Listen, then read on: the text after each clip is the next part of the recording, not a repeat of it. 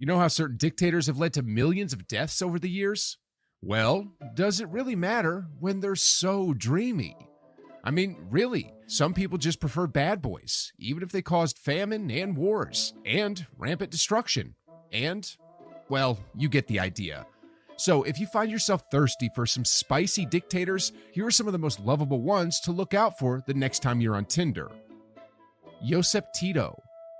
Ah yes, Tito, a man who could have easily won Dictator of the Year. Tito wasn't just a communist revolutionary. He ran Yugoslavia with the kind of iron fist that could crush a tank.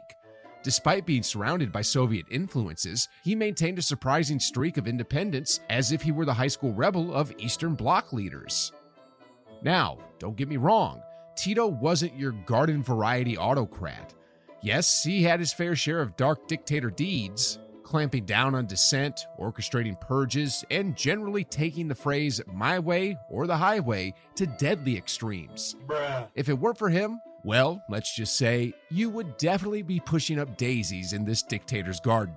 But hey, everyone's got a hobby, right?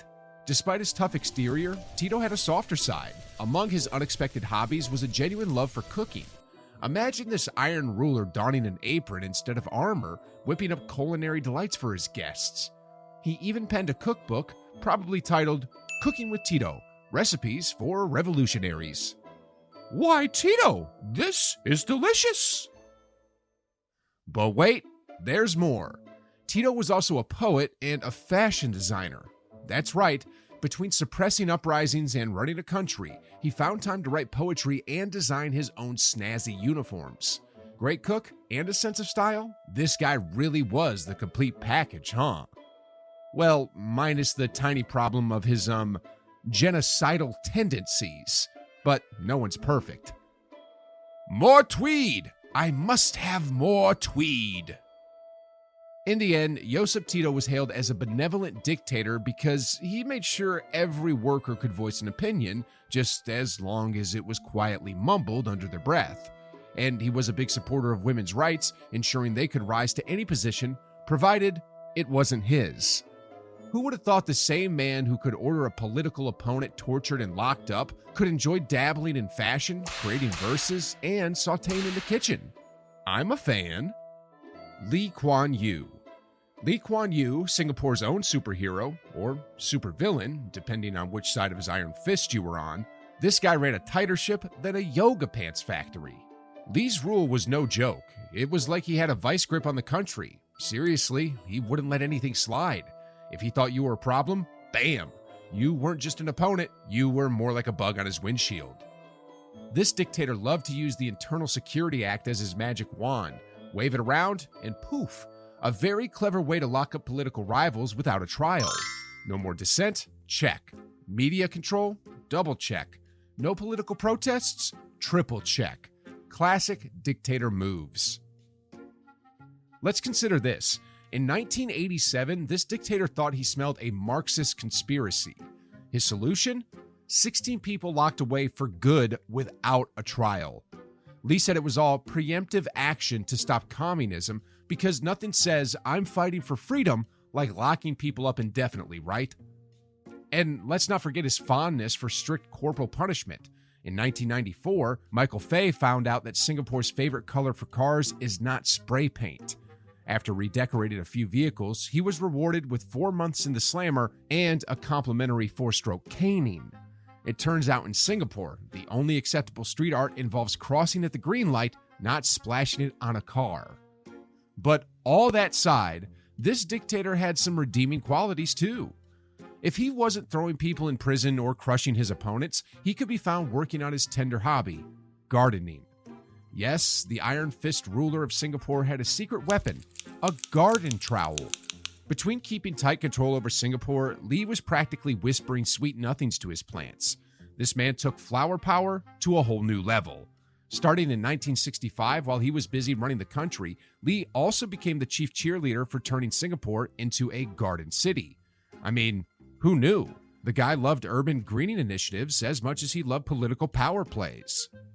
Lee was all about adding a splash of green to the concrete jungle, planting trees, sprucing up public spaces, he was on a mission to make Singapore not just rich, but also really, really ridiculously good looking. No wonder people find him to be so lovable. Who doesn't like a sustainable, eco-friendly king? While Lee's tough-as-nails policies and occasional no-nos on human rights have left some shade, his eco-friendly moves dab a gentler hue on his legacy canvas. And let's face it, his brand of hardcore affection is largely credited with turning Singapore into an economic powerhouse, shiny skyscrapers and all.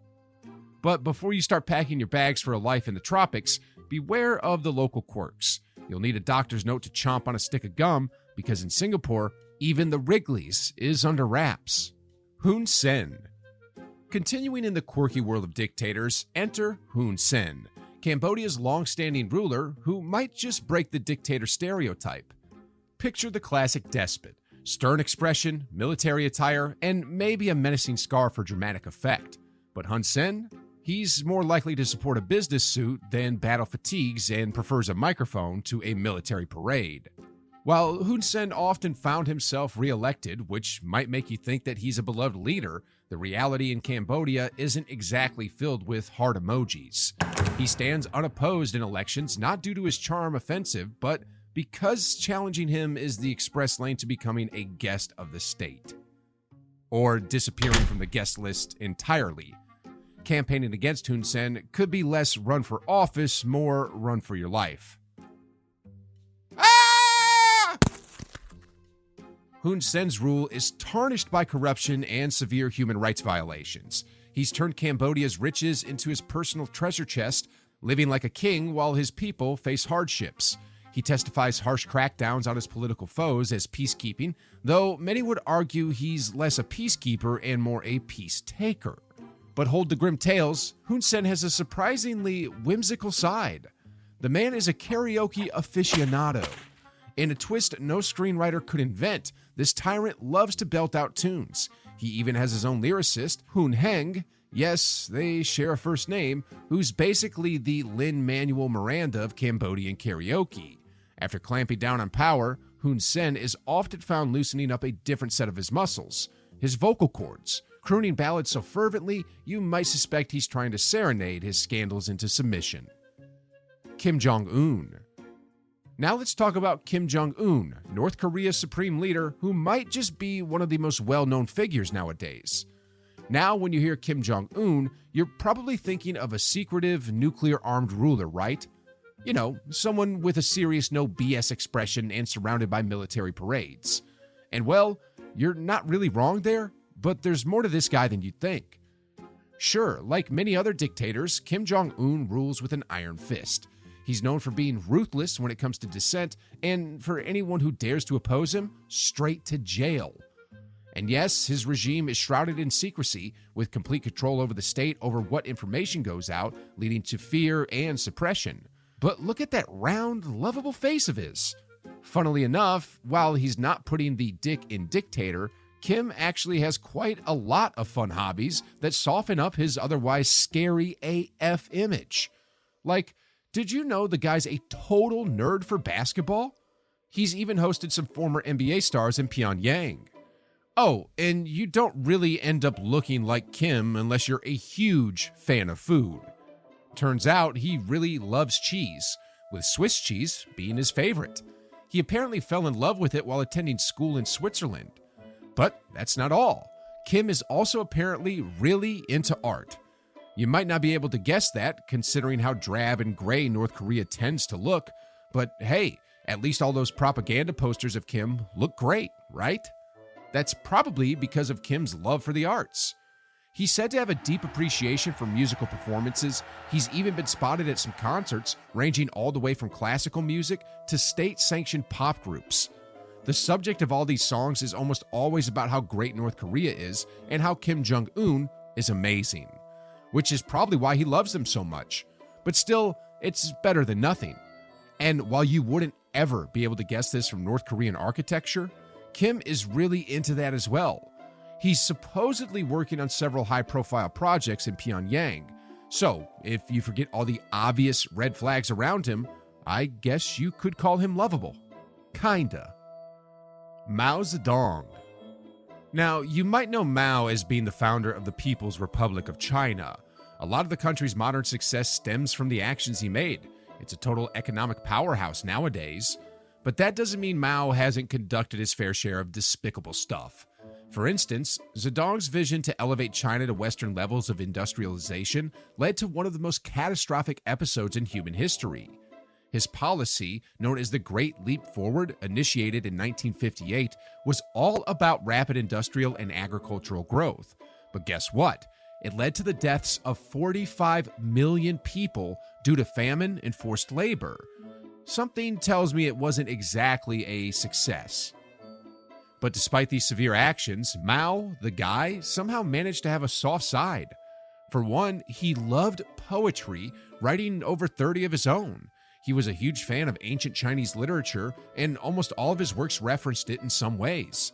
Here's the weird part, though. On one hand, you had a guy penning down poems like a love-struck teenager, and then you also had him prosecuting Chinese intellectuals and burning countless books.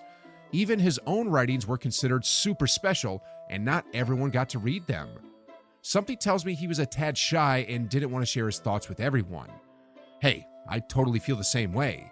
That said, when I'm nervous about the criticism my work might get, my go-to option isn't to burn everyone else's books and lock them up for even trying. But I guess everyone has their own ways of coping with stress, don't they? In any case, from Josep Tito to Mao Zedong, those were just some of the world's most lovable dictators. Are there any other dictators you think are worth loving? Let me know in the comments, and as always, like, subscribe, and smash that notification bell.